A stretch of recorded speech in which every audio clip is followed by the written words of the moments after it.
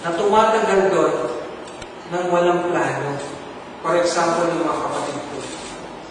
Umuutang ng bahay, lampas sa kanilang ulo ang utang, at wala silang plano doon sa retirement.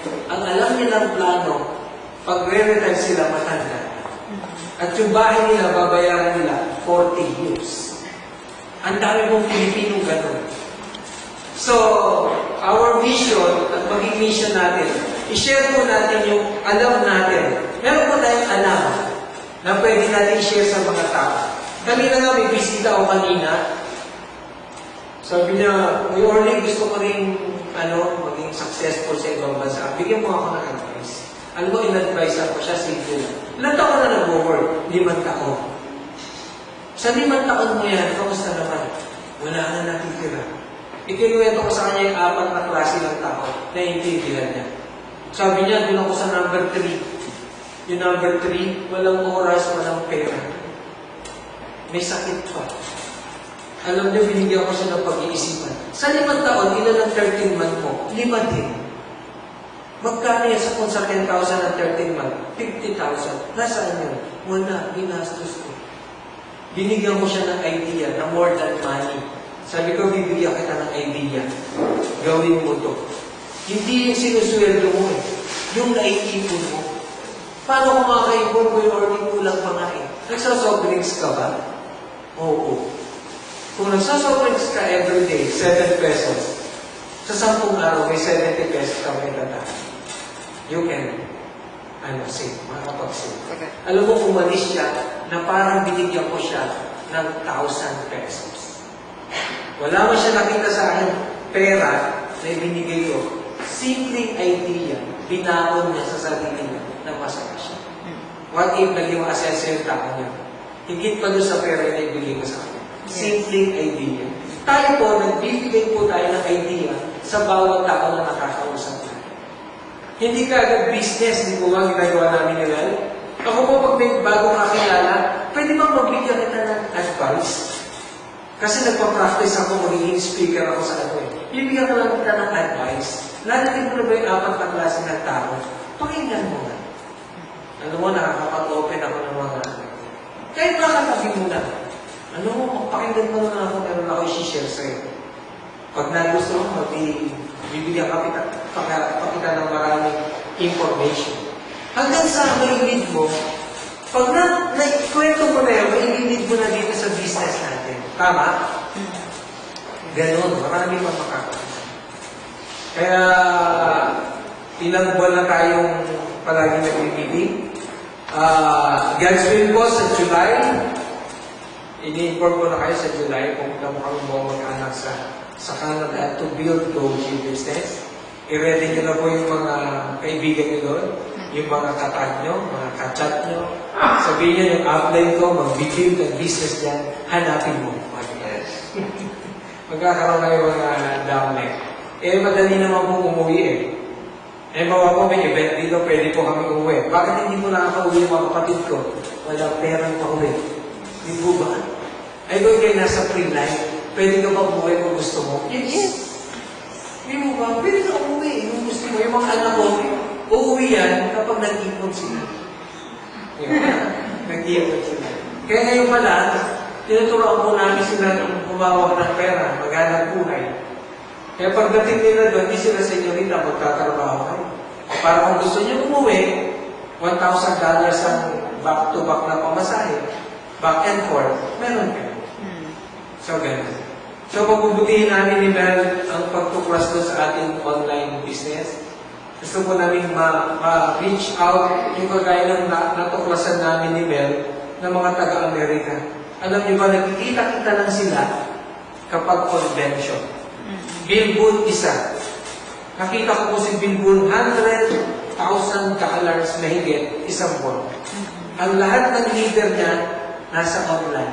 Nakikita-kita lang sila, nakikita ko po namin ni Mel doon sa convention. Sabi ko, grabe itong mga to. Mangyayari to sa the first group na gumawa ng online sa pre-life sa Pilipinas, itong group na to. Yes! Diba? Magkikita-kita po tayo lahat sa sa convention. Yes! Partner, may convention ngayon sa Phoenix. Diba?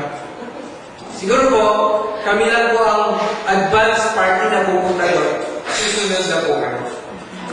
At along the way, i-guide po namin kung paano po namin kayo matutulungan para magkita-kita po tayo.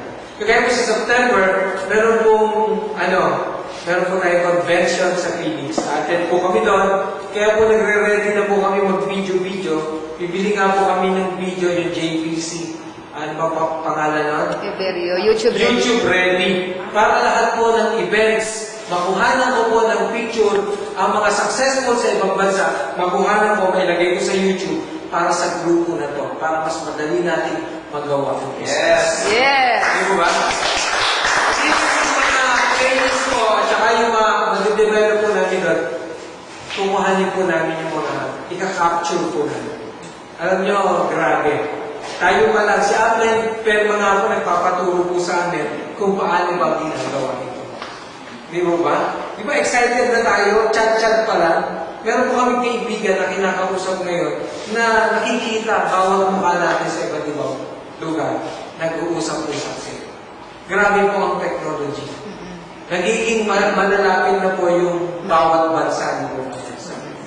Kagaya po nito, di po ba sa chat lang tayo nag-uusap? Pero nakita ko po yung attendance ng mga gumagawa ng online. Ito 100%. Yes. Natuwa ko pala sa iba't ibang lugar tayo. What if itong mga leader na to, tig-1,000 ang partner natin online? Grabe. Bumibili ng tig-1 amon. Grabe. Pangmumo. Di mo ba? Under your organization, pangmumog lang. Paano kung nag-ano pa yung umilong? Pwede mangyari? Pwede po. Yes. Pwede. At doon sa bansa na pupuntahan natin, available po ang produkto.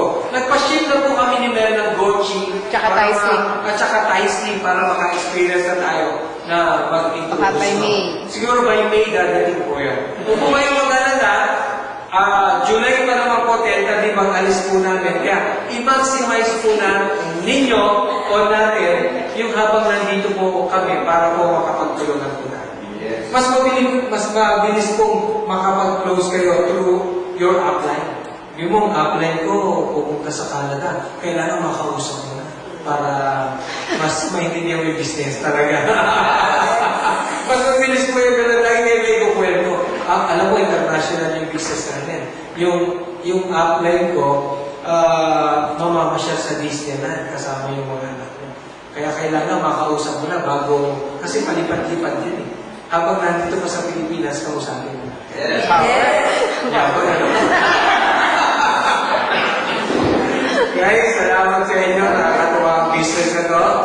Meron pong level tayong pupuntahan. Alam mo po kung paano po kami nakapunta dito sa lugar na to with free life.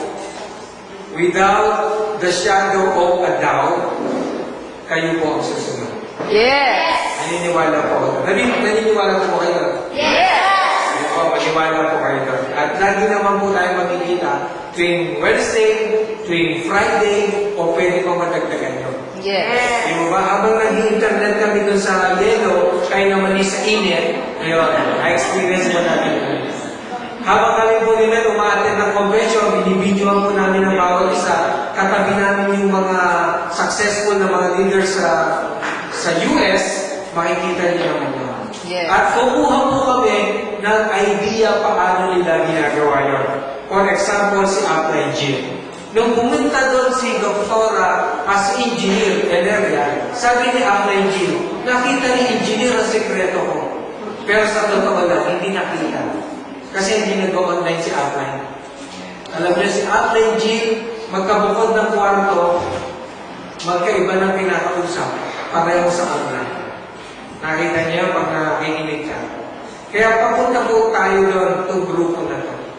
Kaya pakasalan niyo po ang free life, ang industry, mahalin po natin yung natutuhan natin. Di mo ba? Pakasalan niyo, dapat nga, yun yung unang narinig ko sa isang successful na tao. Pag pinakasalan mo to, hindi ka natitingin sa inyo. kung tumingin ka man sa iba,